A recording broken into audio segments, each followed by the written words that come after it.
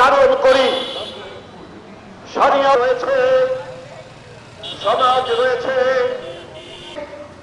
জল দিয়ে আগুনের যে বারুদ খাপলার পরিবেশ তৈরি হয়েছে, যে আমার দেশের মা বোন, আমার দেশের নারী সমাজ আজকের এই সভা শুরু হয়েছে।